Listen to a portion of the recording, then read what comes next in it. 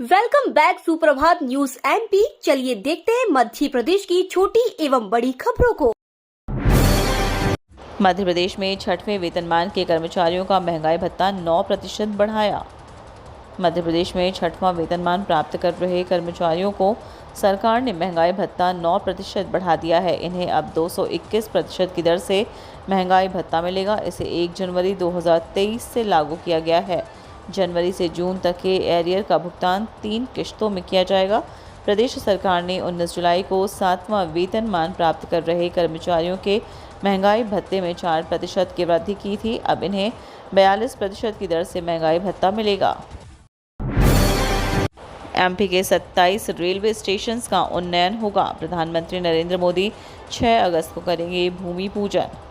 प्रधानमंत्री नरेंद्र मोदी एवं रेल मंत्री अश्विनी वैष्णव 6 अगस्त को सुबह 9 बजे अमृत भारत योजना के अंतर्गत चुने गए देश के 506 स्टेशन के लिए उन्नयन कार्य का वर्चुअल उद्घाटन करेंगे। इनमें खजुराहो सहित मध्य प्रदेश के 27 रेलवे स्टेशन भी शामिल हैं। भाजपा के प्रदेश अध्यक्ष व सांसद विष्णु दत्त शर्मा इस दौरान खजुराहो स्टेशन पर उपस्थित रहेंगे और वहीं से इस कार्यक्रम से जुड़ेंगे।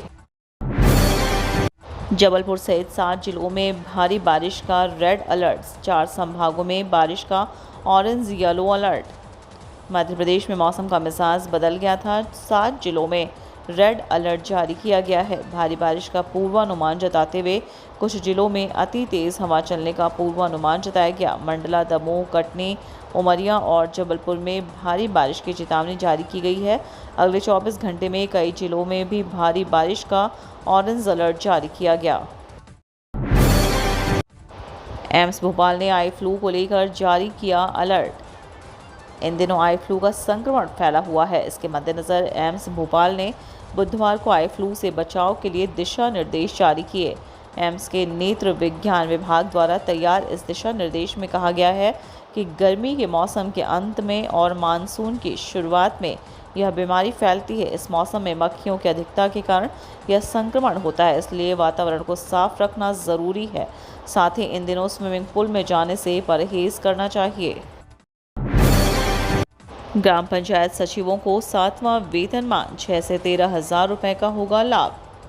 मध्य प्रदेश के करीब 20,000 पंचायत सचिवों को अब 7वां वेतनमान दिया जाएगा। मुख्यमंत्री शिवराज सिंह चौहान ने गुरुवार को पंचायत सचिवों के सम्मेलन में यह घोषणा की। इसमें सचिवों को प्रतिमाह 6 से 13 हज़ार रुपये तक का लाभ होगा। इसके अलावा उन्हें महीने की 1 तारीख को वेतन पीसीओ के पदों पर नियुक्ति में 50% आरक्षण और सरकारी कर्मचारियों के समान अवकाश भी दिया जाएगा। मतदाता सूची में नाम नहीं, 12 अगस्त से लगेंगे विशेष शिविर, जोड़ेंगे हजारों नए वोटर। भारत निर्वाचन आयोग द्वारा निर्धारित कार्यक्रम के अनुसार इंदौर जिले में प्रारूप मतदाता सूची का प्रकाशन किया जा चुका है। मतदाता सूची में नाम जोड़ने, संशोधन और निरसन की कार्यवाही प्रारंभ हुए 3 दिन भी हो चुके हैं। कलेक्टर एवं जिला निर्वाचन अधिकारी डॉक्टर इल्या राजाटी ने नागरिकों से आग्रह किया है कि वे मतदाता सूची का अवलोकन करें। मतदाता सूची में नाम नहीं होने पर निर्धारित प्रारूप में आवेदन कर अपना नाम जुड़वाएं। उन्होंने युवा मतदाताओं से भी विशेष आग्रह किया है कि वे अपना नाम मतदाता सूची में ज़रूर जुड़वाएं। मध्य प्रदेश बोर्ड के 10वीं व 12वीं के नियमित विद्यार्थियों की प्रायोगिक परीक्षाएं 5 मार्च से शुरू होंगी। माध्यमिक शिक्षा मंडल के बोर्ड और प्रायोगिक परीक्षाओं की तारीख घोषित कर दी गई है। इस बार सैद्धांतिक परीक्षाएं होने के बाद प्रायोगिक आयोजित होंगी, जहां नियमित परीक्षार्थियों की प्रायोगिक परीक्षाएं 5 मार्च से 20 मार्च तक संपन्न होंगी। वहीं स्वाध्यायी परीक्षार्थियों की प्रायोगिक परीक्षाएं सैद्धांतिक के दौरान ही 5 फरवरी से 28 फरवरी तक आयोजित की जाएंगी। इस संबंध में माध्यमिक शिक्षा मंडल ने समय सारणी और ज़रूरी दिशा निर्देश जारी कर दिए। गुरु सिंह साहब के चुनाव की तारीख बदली, अब 17 सितंबर को होंगे। 10 साल बाद हो रहे सिख समाज के मुख्य संस्था श्री गुरु सिंह सभा के 13 अगस्त को होने वाले चुनाव आगे बढ़ गए हैं। अकाल तख्त साहिब द्वारा बनाई गई नई 5 सदस्यीय चुनाव समिति ने पूर्व में तय चुनाव कार्यक्रम की समीक्षा के बाद इसमें बदलाव करते हुए चुनाव की तारीख 17 सितंबर तय की है। मतदान के लिए 4 स्थान पर मतदान केंद्र तय किए गए हैं। अध्यक्ष और सचिव के मतपत्रों की गिनती मतदान के दिन ही रात को होगी, जबकि 17 सदस्यीय कार्यकारिणी के मतपत्रों की गिनती अगले दिन 18 सितंबर को होगी। नर्मदा की चौथी बार इंदौर में पड़ेंगे चरण, 2 साल में पूरा होगा काम। मां नर्मदा के चरण एक बार फिर इंदौर में पड़ेंगे। 48 वर्षों में यह चौथा मौका होगा जब मां नर्मदा इंदौर वासियों की प्यास बुझाने के लिए पहाड़ों को लांघकर इंदौर आएंगी। नगर निगम ने इसकी तैयारी शुरू कर दी है।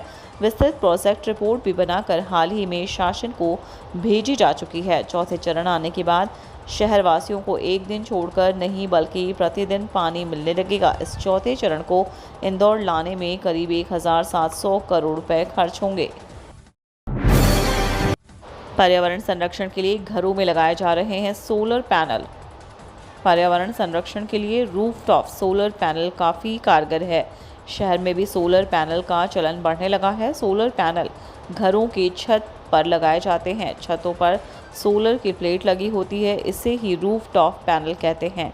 यह ऐसी तकनीक है जो सूर्य की किरणों से ऊर्जा को सोखकर बिजली पैदा करती है। पैनल में फोटोवोल्टिक सेल्स लगे होते हैं जो सौर ऊर्जा को बिजली में तब्दील कर देते हैं। भोपाल इंदौर के बाद ग्वालियर में चुनावी शंखनाद करेंगे शाह। कांग्रेस के राष्ट्रीय महासचिव प्रियंका गांधी ने जबलपुर के बाद ग्वालियर चंबल अंचल से प्रदेश में चुनाव का शंखनाद किया है। भाजपा इसके जवाब में बड़ा संभागीय सम्मेलन कर सकती है। ग्वालियर भाजपा के प्रदेश नेतृत्व से प्रदेश कार्य समिति की बृहद बैठक का आयोजन करने के संकेत मिले हैं। यह बैठक अगस्त के अंतिम सप्ताह या सितंबर के प्रथम सप्ताह में हो सकती है। इस तारीख को स्थान की घोषणा केंद्रीय गृह मंत्री अमित शाह से हरी झंडी मिलने के बाद की जाएगी। बीएड एमएड की अंतिम आवंटन सूची जारी, सभी कॉलेजों की सीटें full. National council for teachers education की रिक्त सीटों के लिए काउंसलिंग का अंतिम चरण चल रहा है। गुरुवार को उच्च शिक्षा विभाग ने अंतिम कॉलेज आवंटन सूची जारी की, जिसमें 10,000 रिक्त सीटों पर विद्यार्थियों को प्रवेश दिया गया। अधिकांश छात्र छात्राओं को अपने अपने पसंदीदा कॉलेज मिले हैं। अब इन्हें अगले 5 दिनों के भीतर ऑनलाइन फीस जमा करना है।